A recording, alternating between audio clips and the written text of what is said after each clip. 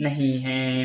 हे राम जी, बाली तो मेरा परम हितकारी है, जिसकी कृपा से शोक का नाश करने वाले आप मुझे मिले, और जिसके साथ अब स्वप्न में भी लड़ाई हो तो जागने पर उसे समझाकर मन में संकोच होगा। हे प्रभु, अब तो इस प्रकार कृपा कीजिए कि सब छोड़कर दिन रात में आपका भजन ही करूं। सुग्रीव की वैराग्ययुक्त वाणी सुनकर हाथ में धनुष बाण धारण करने वाले श्री राम जी मुस्कुराकर बोले, तुमने जो कुछ कहा वही सत्य है, परंतु हे सखा, मेरा वचन मिथ्या नहीं होता। कागभुजुंडी जी कहते हैं, हे पक्षियों के राजा गरुड़, नट के बंदर की तरह श्री राम जी सब को नचाते हैं, यह ऐसा वेद कहते हैं।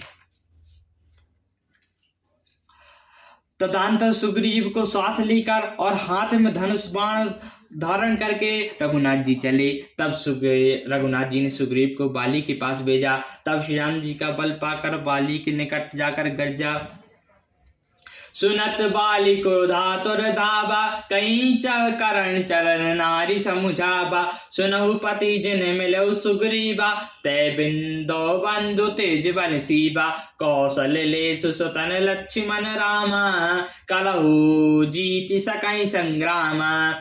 बाली सुनते ही क्रोध में भरकर वेग से दौड़ा। उसकी स्त्री तारा ने चरण पकड़कर उसे समझाया कि हे नाथ सुनिए, सुग्रीव जी जिनसे मिले हैं वे दोनों भाई तेज और बल की सीमा हैं। वे कौशल जी दशरथ जी के पुत्र राम और लक्ष्मण संग्राम में काल को भी जीत सकते हैं।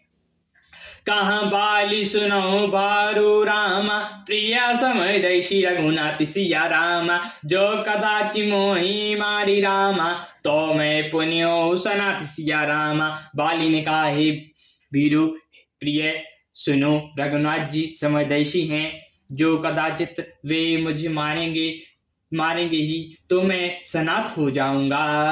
अस कहीं चला महाभिमानी, तनस मन सुग्रीव जानी। बेरहु भयो बाली हति तर जा, मुठिका मारी महाधुनि कर जा। तब सुग्रीव बेकल हुई भागा, मुष्टि प्यार ब्रज समय लागा। जो कहा रघुवीर कृपाला, बंधु न होई मोह काला।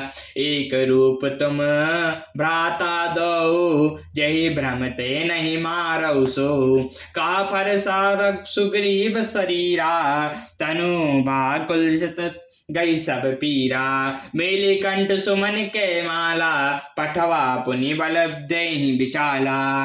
पुनि नाना विधि भाई